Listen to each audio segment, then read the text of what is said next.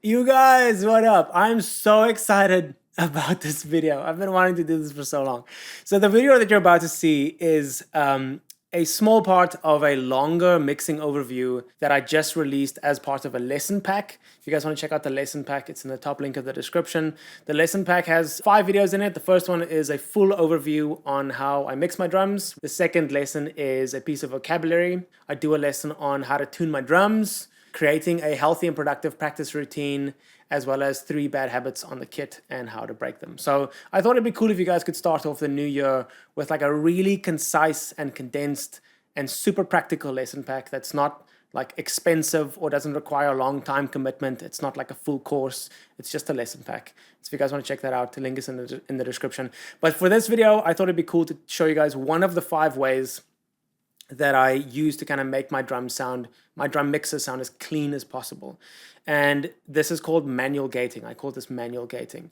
If you want to find out what the other 4 ways are, like I said, it's in the lesson pack, so you guys can just check that out. But manual gating, I would say, is probably the biggest reason why my mixers sound the way that they do. It's the biggest reason why I can get away with getting such a clean and punchy tom sound without using samples. And what I mean with manual gating, I don't even know if that's an industry term. It's just what I've been calling it all these years. Manual gating just means that I manually cut out, let me just amplify this or increase the zoom here so you can kind of see what I'm doing.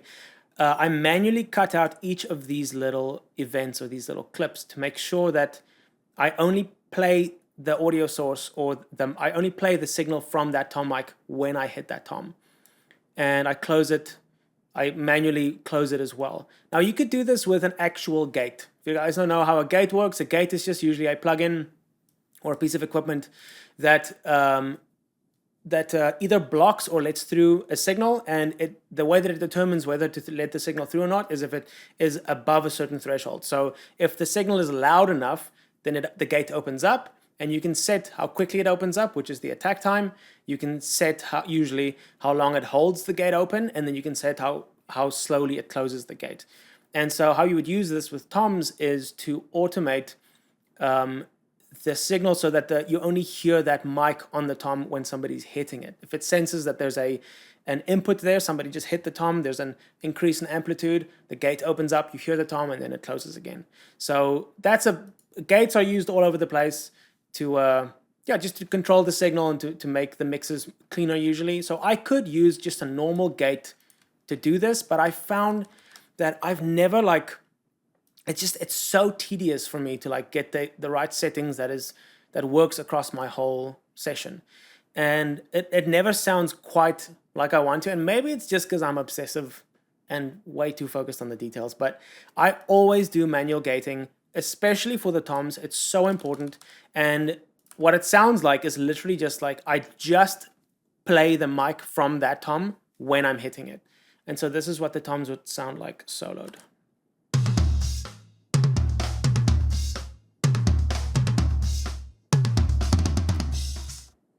And even with these little fills, I only punch in, or I only open up that signal when I'm hitting the tom exactly where I want. And then it's gone. It's immediately gone. The reason why I do that is just to clean up the mix, because this is what it would sound like if I kept these open all the time. Obviously, you would never do this. But this is what it would sound like if it just stayed open. Those are just the tom mic. So with the mix, it makes it sound way muddier and not as clean as opposed to. So that's why there's a little missed snare shot here, isn't there? Yeah, it's not a great snare shot there, Quibus. But that's just proof that I don't sample anything. I don't trigger anything. So that's why I manually gate. The way that I go about it is, let me just show you guys. Let me actually do this little fill. It's probably my favorite fill in this song. So this is what we would start with. This is kind of what it would look like. I'm just going to remove this for a second.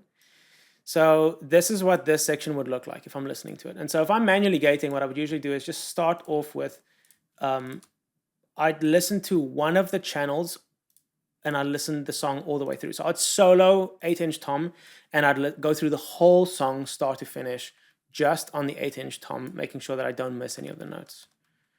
And I would just do this. Okay, so there's a tom hit, and then I would just focus in here, zoom in here, and make sure that I cut right before, and that I adjust this little fade in so that I don't take any of that attack away. So I'll probably just do that like right there. And oh shoot. And now this is what that would sound like. So now I got that. And then at the end, I would fade out really quickly. I prefer not to keep too much of the signal. I mean, if I really wanted to, I could just like do kind of a slow fade here as the other toms come in. That would work too. But the reason why I fade so quickly is as I just basically want body and attack from these close mics. I already get a really good tom sound from the overheads, which is kind of the point. So like the overheads already sound great. Let me just do this. That's just the overhead. So I'm already getting like a decent sound just from the overheads. Is the track now gonna like mess me up? No, it's not. Just making sure I don't want to get sued. So I'm already getting a full tom sound from the overhead. So what I want to use these close mics for primarily is attack and body. And so that's why I fade them out really quickly. I don't mind if it's a very short note on the toms. So there's 2 hits here. Let's do the same thing here. And then that should be clean. And I think I hit the floor tom once right before the kick. Yeah. Which one is that? I think it's this one. Sweet. So there's a bit more going on here that you can see. There's a lot of action going on in the floor tom here. And that's why it's kind of, you start getting used to knowing like exactly where the tom hits. And you can see that's exactly where I'm kind of interrupting that normal waveform. So something's happening here. And so that's usually where you would hit, where the hit would have taken place. I'm not super pedantic about like how long or short that is. You can make it as short as possible. Like I don't care. But you weren't really able to notice that in the mix. I just want to make sure that I'm not missing the transient. I want to get that attack. And I don't want it to be muddy or dirty. There we go. So now this should be clean. It's done. I'm just gonna, I feel like I missed one here, right? Yeah. So let me just get this one in, just in case I mess up. Boom. So like I said, what I'm mostly looking for in toms is attack and body, which is why these notes are so short. It also means that when I tune my toms or tune my drums for recording, I like a more open, elongated note on the toms because I know I'm going to do this. So I want the toms to sing as loudly as possible and as long as possible in the overhead. Like you can kind of hear that they sound way more open in the overhead. And then for the close mics, all I want from the close mics is attack and body. Gone. So that's why these notes are really short.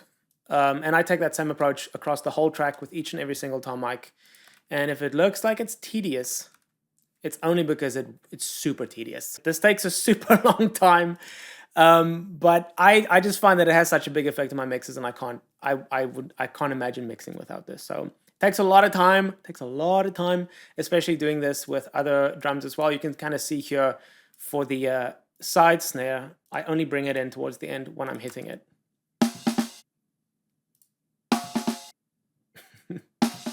Sounds so weird on its own. But the reason why I'm doing that is because there's already so much going on here, and I only want to bring in that channel when, or the side snare when I'm actually hitting it, as opposed to keeping that in the mix all the time and kind of having it dirty up or muddy up the mix. And you can't tell that it's gated, like I said, because I'm mostly using the attack and the body from these, because the side snares already sounds great in the rooms and the overheads. So I'm just looking for the body from these close mics. So that's basically manual gating. What I'm doing here is very specific to this context because it really separates the drums. You can totally hear that when if I mute the room mics, you'll hear that without the room mics gluing everything together, manual gating makes everything sound like it's almost in a different room.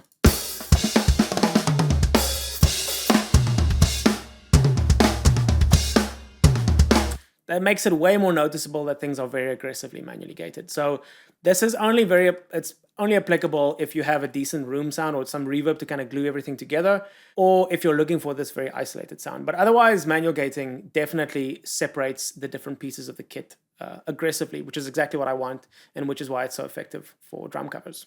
And it also allows you to like really crank some settings. Like on these toms, I have an H comp on it, which adds a lot more punch to it. So if I play, let me see, I'll just play this section.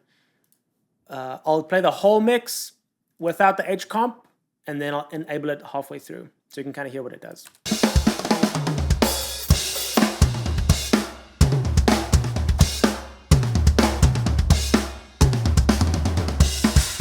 Just increases that attack, and it makes it sound like I hit the drums harder. You know, like if I solo it, you can hear the difference as well. As opposed to, yeah, it just makes it sound like I hit harder. You can do that kind of stuff when you're doing manual gating. If you're not doing manual gating, that makes everything sound so loud and just muddy. But if you're cutting out each and every single hit exactly the way that you want it to, then you can apply stuff like generous compression to make it really punch out. And so that's why manual gating definitely is one of my favorite things to use, especially in these drum cover mixes, because they're very effective at isolating individual hits and making sure that you hear everything that you're seeing me play. Sweet. I hope that helps you guys in some way. Like I said, this is one of 5 ways that I approach my mixes to get them to sound the way that they do. If you want to check out all 5 ways, it is part of a longer and more thorough lesson on how I mix my drums, and that's part of a lesson pack that I just released. It doesn't require a long time commitment, and it's not expensive. The link to that lesson pack is in the description below. That's it. Thank you guys so much for watching. As always, I appreciate your attention so much, and I'll see you guys in the next video. Bye.